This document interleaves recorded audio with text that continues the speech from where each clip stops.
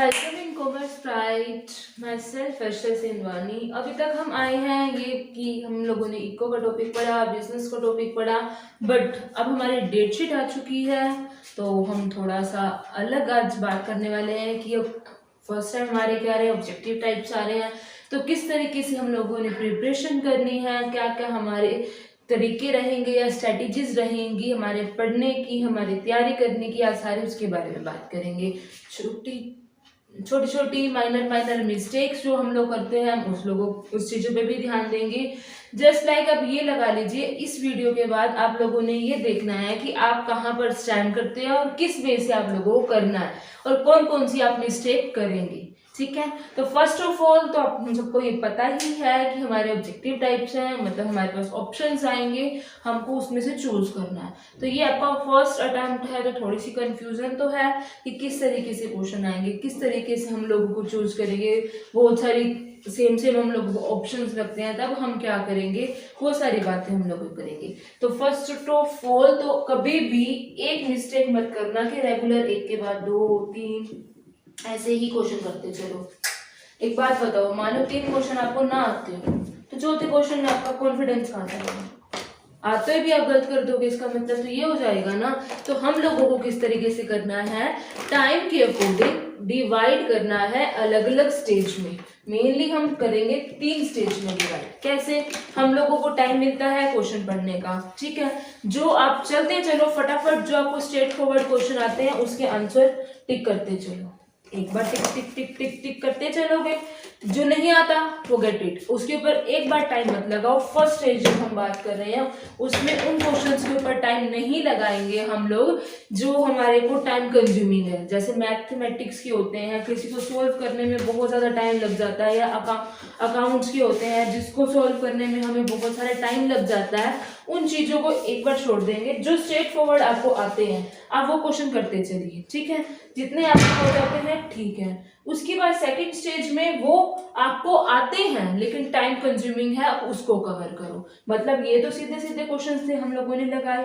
उसके बाद second stage के अंदर जो आपको क्वेश्चन अपग्रेड कर रहे हो, ये तो आपको पता चल ही जाएगा कौन से हैं और कौन से नहीं है।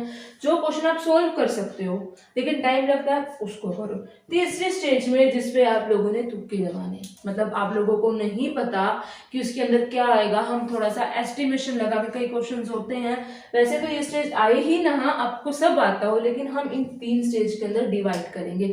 इससे क्या होगा, आपका टाइम सेव होगा। टाइम सेव कैसे होगा, आप फटाफट सारे क्वेश्चंस रीड करते जाएंगे, तो इसका मतलब आपको ये पता चल जाएगा मुझे अगर ये क्वेश्चन नहीं आता तो दूसरा क्वेश्चन तो आता है।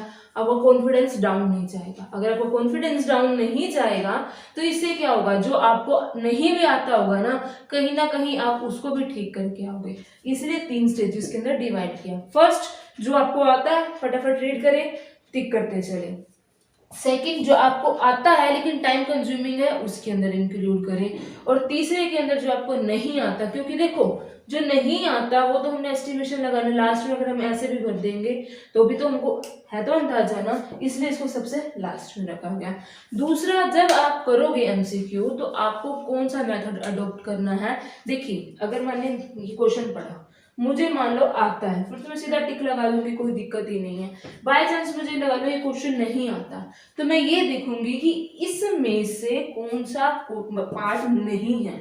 जस्ट लाइक आप ये लगा लो कि मुझे ये पता है, ये क्वेश्चन है, इसने बोला प्रमोशन मिक्स के कौन कौन से की एलिमेंट्स हैं, ठीक है, जैसे एडवर्टाइजिंग एंड सेल, उसके बाद पब्लिसिटी है, पब्लिक रिलेशन है, डायरेक्ट मार्केटिंग है, पर्सनल सेलिंग है।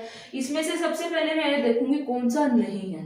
अब फिलहाल तो मुझे ऐसा कोई नहीं लग रहा नहीं है, इसका तो है कि सारे के सारे हैं। बाय चांस लगा लो कि ये उसका नहीं है, तो मैं पहले उसको कर दूंगी, भाई ये ऑप्शन तो नहीं है। बाकी 2 बच गए ना, उसमें से मैं एस्टिमेशन लगाऊंगी कि कौन सा है और कौन सा नहीं है। इसका मतलब एलिमिनेशन मेथड को अडॉप्ट करोगे। एलिमिनेशन से क्या होगा, जैसे कई बार ऐसे होता है ऑप्शन से हमें डायरेक्टली पता चल जाता है कि ये पार्ट तो है ही नहीं, तो अब 4 में से अगर 3 हो जाए, जैसे A B C D मान लो है, अब मान लो D है ही नहीं, तो मुझे कम से कम 3 में सोचना पड़ेगा ना, फिर उसके बाद बी तो है ही नहीं, बी और सी के अब ए और सी में देखना पड़ेगा। इससे आपका टाइम सेव होगा। बट ये तब लगाना जब आप लोगों को कंफ्यूजन हो किसी चीज़ में, डायरेक्टली आपको पता है तो कोई दिक्कत वाली बात ही नहीं है। उसके बाद सबसे मोस्ट इम्पोर्टेंट चीज़, हम लोग क्या करते हैं, पूरा क्वेश्चन ही रीड नहीं करते। मतलब उसके अंदर लिख रखा है नॉट इंक्लूडेड, ठीक है, असेंडिंग ऑर्डर में लगाओ, डिसेंडिंग ऑर्डर में लगाओ। हम क्या करते हैं, जैसे मान लो मैंने प्रैक्टिस करी, वैसे वैसे क्वेश्चन देखा, हाँ जी इसका तो आंसर है ये, टिक मार दो। तो फिर घर आएंगे, जब हम देखेंगे तो कहेंगे अरे ये तो आता था, ये तो मेरा रह गया, ये तो मैंने नोट तो पढ़ा ही नहीं। तो सबसे इम्पोर्टेंट काम क्या है, आप लोगों को कंप्लीटली रीडिंग करनी है क्वेश्चन की। ये नहीं देखना कि ऐसे ऐसे तो मैंने पढ़ा था, टिक का लगा दो। अच्छे से रीड करोगे, अच्छे से ऑप्शन देखोगे, उसके बाद करोगे, ठीक है। उसके बाद जितने ज़्यादा हो सकते हैं सैम्पल पेपर ट्राई कीजिए। बट ये बेवकूफ़ी मत करना, कॉन्सेप्ट तुमने पढ़े नहीं, एमसीक्यू करे जा रहे हो, रटे जा रहे हो, रटे जा रहे हो, रटे जा रहे हो, नहीं।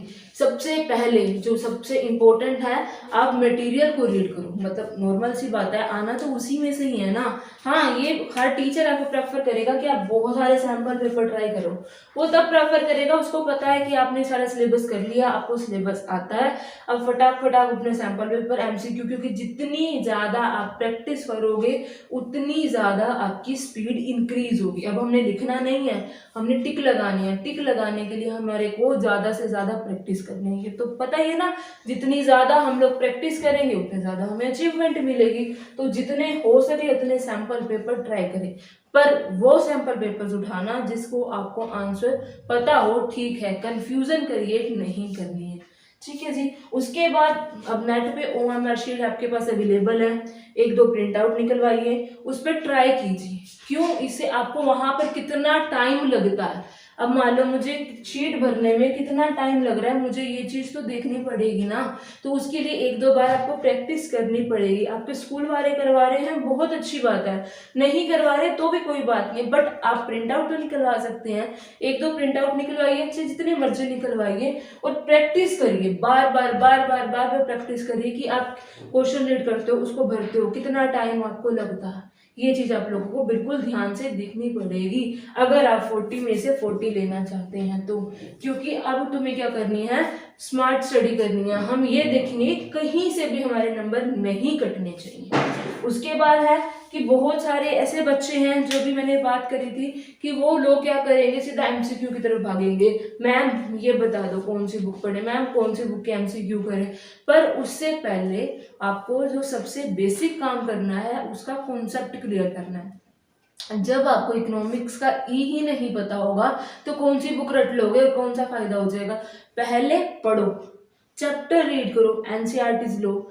थ्योरी के लिए तो एनसीईआरटी अच्छी है, तो एनसीईआरटी लो, उसको रीड करो। जो आपको बुक प्रेफर की गई है टीचर्स ने, आप वो लीजिए। पहले बुक पढ़िए, उसके बाद जाके एमसीक्यू पे आइए, उसके बाद जाके सैम्पल पेपर पे आइए।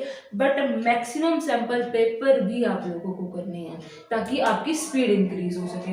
हाँ जी, एक जो सबसे बड़ी हम लोग मिस्टेक करने वाले, प्रीवियस ईयर वाले, हम जो क्वेश्चन पेपर्स हैं, हम लोग क्या सोचेंगे, पहले तो क्या आता था, रिटर्न में आते थे, अब तो वो आने ही नहीं है, हमारा नया पैटर्न है। बट एनालाइज करोगे जब, हम किसकी बात कर रहे थे, प्रीवियस क्वेश्चन पेपर की। हम लोग बहुत बड़ी मिस्टेक करेंगे अगर प्रीवियस क्वेश्चन पेपर नहीं देखेंगे, क्योंकि अब नॉर्मल सी बात है, वो इम्पोर्टेंट चीज तो है ना जो वो पूछ रहा है, बस उनका वे चेंज हो जाएगा कि पहले वो थ्योरी में पूछते थे, अब उनको एमसीक्यू के फॉर्म में कन्वर्ट कर देंगे।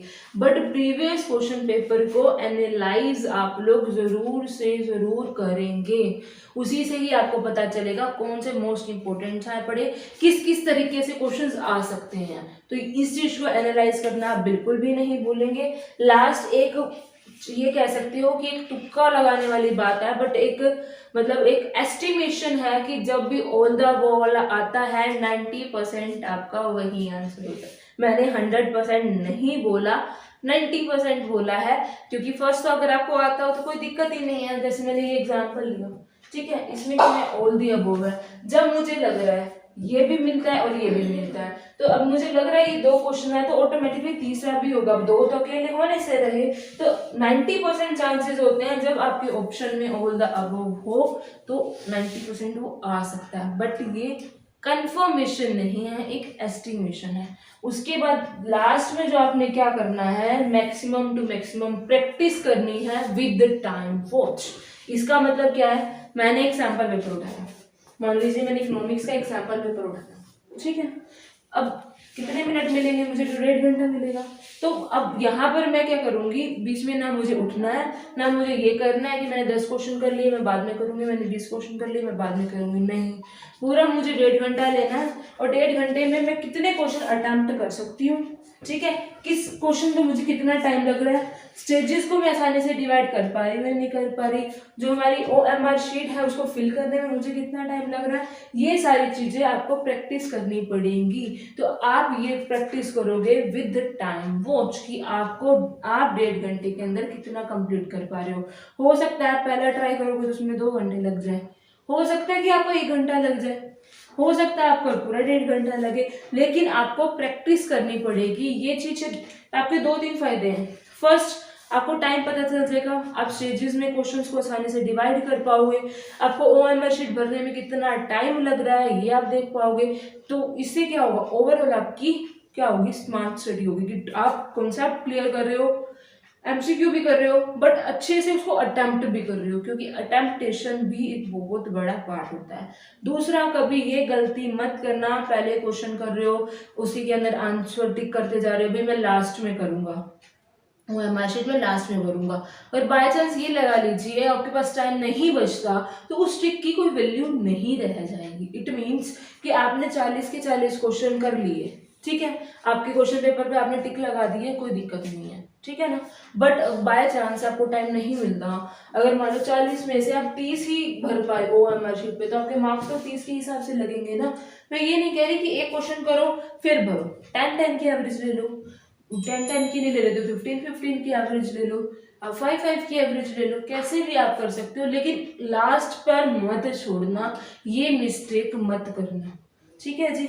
उसके बाद यहाँ पर जो मेन बात है, आपको क्वेश्चन कैसे करना है, किस तरीके से करना है, तो क्वेश्चन को पूरा कंप्लीटली रीड करना है कि वहां पर उस क्वेश्चन में पूछा क्या गया है। कई बार हम क्या करते हैं, कंप्लीटली स्टडी करते हैं, आधा पढ़ा, अच्छा इंपॉर्टेंट एलिमेंट है यही होगा, नहीं, अब पूरा पढ़ोगे तो पता चलेगा ना तीनों के तीनों है, इसीलिए कंप्लीट स्टडी भी आपको करनी है। तो ये छोटे छोटे कॉन्सेप्ट्स थे जो आपको ध्यान रखने हैं आपके क्वेश्चन करते टाइम, कि किस किस तरीके से हम लोगों को क्वेश्चन अटेम्प्ट करना है, प्रैक्टिस करते रहो ज़्यादा से ज़्यादा। ये सारी हमारी स्ट्रेटेजीज थी, हमें किस तरीके से हमारे पेपर को अटेम्प्ट करना है। थैंक यू फॉर वॉचिंग, इसको ज़्यादा से ज़्यादा शेयर करें, क्योंकि ये पर्टिकुलर कॉमर्स, आर्ट्स या साइंस के लिए नहीं है, ये सबके लिए है कि आप किस तरीके से क्वेश्चन को अटेम्प्ट करेंगे। नेक्स्ट आपकी जो स्ट्रेटेजी होगी, सारे के सारे सब्जेक्ट को साथ लेके चलेंगे कि हमने 15 दिन में किस तरीके से सिलेबस को कंप्लीट रिवाइज करना है, वो नेक्स्ट वीडियो में हम देखेंगे। Thank you for watching.